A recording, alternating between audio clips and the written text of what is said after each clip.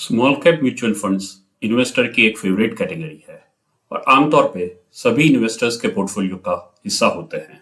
तो आज के वीडियो में हम Nippon India small cap fund का रिव्यू करेंगे और देखेंगे कि हमें इस फंड में इन्वेस्ट करना चाहिए या नहीं, या अगर हमने ऑलरेडी इन्वेस्ट किया हुआ है तो इन्वेस्टर रहना चाहिए या दूसरे कोई फंड में स्विच कर जाना चाहिए। तो कृपया अंत तक वीडियो में बने रहिए। हेलो फ्रेंड्स, मेरा नाम धवल है और मेरी चैनल DIY फाइनेंस में आपका स्वागत है। इस फंड का मैंने मई 2022 में भी रिव्यू किया था। इसकी लिंक ऊपर आई बटन और डिस्क्रिप्शन में है, उसे भी आप चेक कर सकते हैं। तो चलिए वीडियो शुरू करते हैं। बेसिक डिटेल्स जैसे कि AUM माने टोटल एसेट अंडर मैनेजमेंट, जो कि है यहाँ पे करीब 24,000 करोड़, जो एक स्मॉल कैप फंड के लिए काफी ज्यादा है। अनुमान ऐसा माना जाता है कि स्मॉल कैप फंड में जब AUM काफी बढ़ जाता है, फंड के परफॉर्मेंस पर उल्टा असर आता है। तो वीडियो में आगे हम इस बात को भी देखेंगे। एक्सपेंस रेशियो जो कि है 0.86%, जो कि अपने कैटेगरी के फंड्स के मुकाबले थोड़ा ज्यादा है। बेंचमार्क इंडेक्स यानी जिस रेफरेंस के साथ स्कीम को कंपेयर किया जाता है वो है निफ्टी स्मॉल कैप 250 TRI। तो अब सेक्टर वाइज एलोकेशन देखते हैं। ग्राफ को देखने से पता चलता है कि फंड का इन्वेस्टमेंट कैपिटल गुड्स में सबसे ज्यादा 15% के करीब है, जबकि फाइनेंस में 12% और केमिकल्स में 10% के करीब है, जबकि कंज्यूमर स्टेपल्स में करीब 8% है। और ये अपने बेंचमार्क के कंपैरिजन में इस फंड का सेक्टर एलोकेशन काफी अलग है। तो अब देखते हैं टॉप होल्डिंग्स और पोर्टफोलियो एलोकेशन। HDFC बैंक और bank of Baroda financial sectors के मेन स्टॉक्स है, जबकि KPIT टेक और NIIT टेक्नोलॉजी सेक्टर्स की मेन स्टॉक है और फाइन ऑर्गेनिक केमिकल सेक्टर का मेन स्टॉक है। यहाँ पे अगर एक बात गौर करेंगे कि कोई भी स्टॉक का वेटेज 2% से ज्यादा नहीं है, सिर्फ ट्यूब इन्वेस्टमेंट ऑफ इंडिया को छोड़कर। पोर्टफोलियो एलोकेशन देखने पे ये स्पष्ट है कि स्मॉल कैप शेयर्स पोर्टफोलियो का लगभग 49% हिस्सा बनता है, जबकि मिड कैप शेयर्स पोर्टफोलियो का लगभग 36% हिस्सा है और बाकी का लगभग 15% एलोकेशन लार्ज कैप शेयर्स को दिया गया है। इस तरह का एलोकेशन पोर्टफोलियो को काफी स्टेबल बनाता है। फंड में टोटल 167 स्टॉक्स है और टॉप 10 स्टॉक्स का वेटेज 17% है, जबकि टॉप 3 सेक्टर्स का वेटेज 38% है। 167 स्टॉक्स के चलते फंड का पोर्टफोलियो काफी डाइवर्सिफाइड हो जाता है और ये भी एक कारण हो सकता है कि फंड का इतना ज्यादा AUM होने के बावजूद भी फंड का परफॉर्मेंस काफी अच्छा है। तो अब देखते हैं फंड मैनेजर्स के बारे में। मिस्टर समीर राज जनवरी 2017 से इस फंड के फंड मैनेजर है और इतने सालों से फंड को अच्छी तरह से मैनेज कर रहे हैं। मिस्टर समीर राज को मिस्टर तेजस सेठ ने फरवरी 2023 में ज्वाइन किया है और हम आशा करते हैं कि ये दोनों फंड मैनेजर्स आगे भी इसी तरह फंड को मैनेज करते रहे। इस तरह एक ही स्कीम से लंबे वक्त तक फंड मैनेजर का जुड़ा रहना फंड के लिए काफी फायदेमंद होता है। तो चलिए अब ट्रेलिंग रिटर्न्स देखते हैं और उसको बेंचमार्क और कैटेगरी के साथ कंपेयर करते हैं।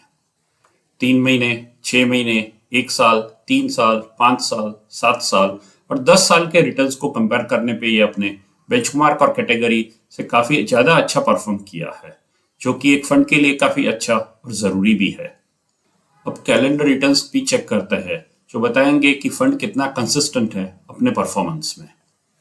यहाँ 2014 से 2022 तक का डेटा अवेलेबल है और इस टेबल से पता चलता है कि 2018 को छोड़ बाकी के 8 साल में फंड ने अपने बेंचमार्क और कैटेगरी से अच्छा परफॉर्म किया है, जिसके कारण हम कह सकते हैं कि फंड काफी कंसिस्टेंट है अपने परफॉर्मेंस में।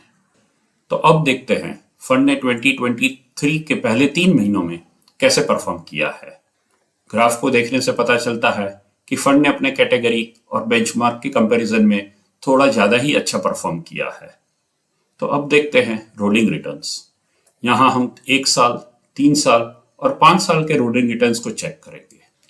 1 साल के रोलिंग रिटर्न्स को देखने से पता चलता है कि फंड ने अपने बेंचमार्क को 95% टाइम बीट किया है, जबकि 3 साल के रोलिंग रिटर्न्स को देखने से पता चलता है कि फंड ने 100% टाइम अपने बेंचमार्क को बीट किया है, जो काफी अच्छा है।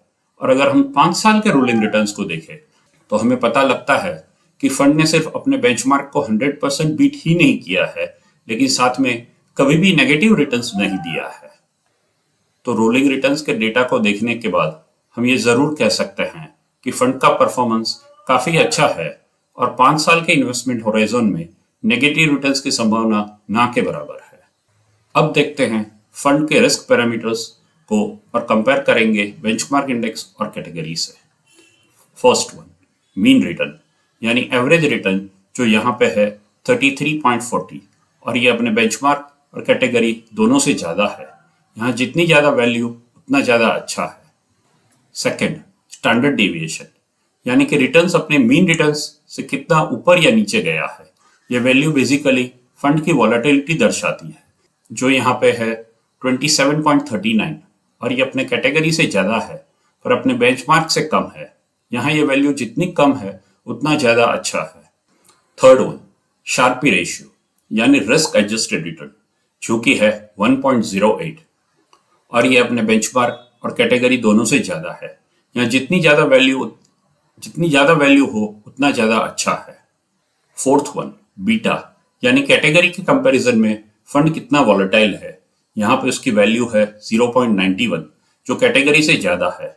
यहाँ ये वैल्यू जितनी कम हो उतना ज्यादा अच्छा है। फिफ्थ वन, अल्फा यानी कि एक मेजर जो बताता है कि फंड ने अपने कैटेगरी के मुकाबले कितना ज्यादा बेहतर परफॉर्म किया है। यहाँ पे वैल्यू है 8.63 जो कैटेगरी से ज्यादा है। यहाँ जितनी ज्यादा वैल्यू हो उतना ज्यादा अच्छा है। इस डेटा को देखने से हमें पता चलता है कि फंड अपनी कैटेगरी और इंडेक्स से ज्यादा अच्छा परफॉर्म करता है, लेकिन अपनी कैटेगरी से ज्यादा वॉलेटाइल भी है। अब हम अपसाइड और डाउनसाइड कैप्चर रेशियोज देखेंगे। अपसाइड कैप्चर रेशियो ये दर्शाता है कि फंड ने अपने इंडेक्स के कंपैरिजन में कितना ज्यादा अच्छा रिटर्न दिया है जब इंडेक्स ऊपर की तरफ गया था। यहाँ ये वैल्यू है 103 जो दर्शाती है कि फंड ने 3% ज्यादा रिटर्न दिया है अपने इंडेक्स के कंपैरिजन में। यहाँ जितनी ज्यादा वैल्यू उतना ज्यादा अच्छा है और जनरली ये वैल्यू 100 के ऊपर होनी चाहिए। डाउनसाइड रेशियो ये दर्शाता है कि फंड ने अपने इंडेक्स के कंपैरिजन में कितना कम रिटर्न दिया था जब इंडेक्स नीचे की तरफ गया था। यहाँ ये वैल्यू 84 है जो दर्शाती है कि फंड 84% कम नीचे गया था इंडेक्स के कंपैरिजन में। यहाँ जितना कम वैल्यू है उतना ज्यादा अच्छा होता है।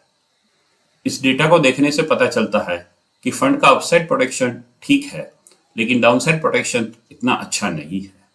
अब रिस्क टू रिटर्न ग्राफ भी चेक करते हैं। यहाँ एक्स एक्सिस पे स्टैंडर्ड डेविएशन है और वाई एक्सिस पे टोटल रिटर्न्स है।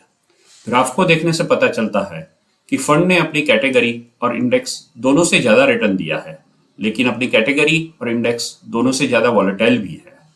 अब तक के डेटा को देखने से पता चलता है कि फंड के रिटर्न अपने बेंचमार्क से अच्छे हैं और रिस्क रेशियोज भी अच्छे हैं।